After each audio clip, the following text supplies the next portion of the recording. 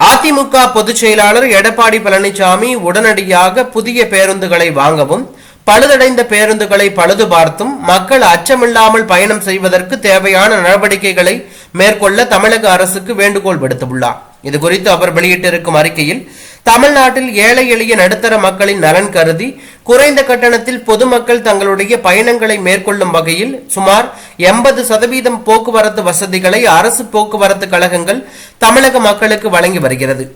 போக்குவரத்து கழகங்களின் நஷ்டத்தை அரசே ஈடு செய்தது. இவ்வாறு பொதுமக்களுக்கு சேவை செய்து சிறப்பாக செயல்பட்டு வந்த தமிழக போக்குவரத்து துறை கடந்த 3 ஆண்டு கால திமுக ஆட்சியில் சீரழிந்து போயுள்ளது என பல்வேறு செய்திகள் ஊடகங்களில் தொடர்ந்து வருகின்றன. திமுக ஆட்சி ஏற்பட்ட இந்த 36 மாத காலத்தில் அவ்வப்போது புதிய பேருந்துகள் வாங்கப்படுவதாகவும் பேருந்துகள் வாங்க உள்ளதாகவும் விடியா திமுக அரசின் அமைச்சர் அறிக்கை வெளியிடுகிறாரே தவிர புதிய பேருந்துகள் வாங்கியதாக தெரியவில்லை. காலாவதியான பஸ்களை ஓட்டியே தீர வேண்டும் என்று ஊழியர்கள் நிர்பந்திக்கப்படுகிறார்கள். சட்டப்பேரவையில் மானிய கோரிக்கையின் போது புதிய பேருந்துகள் வாங்குவதற்காக நிதி ஒதுக்கீடு செய்யப்படுகிறதே தவிர இதுவரை ஒரு பேருந்து கூட வாங்கப்பட்டதாக தெரியவில்லை. டயர் மற்றும் உதிரி பாகங்களை முறையாக கொள்முதல் செய்யாமல், பேருந்துகள் பழுது நீக்கப்படாமல் ஓட்டை உடசல் பஸ்கள் இயக்கப்பட்டு இந்த திராவக மாடல் அரசு மக்களின் உயிரோடு விளையாடி வருகிறது. பஸ்களின் படிக்கட்டுகள் உடைந்து ரோட்டில் விழுகிறது. பேருந்துகளின் வீல்கள் தனியாக கலன்று ஓடுகிறது. நடத்துனர் தன் இருக்கையோடு ஓடும் பஸ்ஸில் இருந்து சாலையில் விழுகிறார்.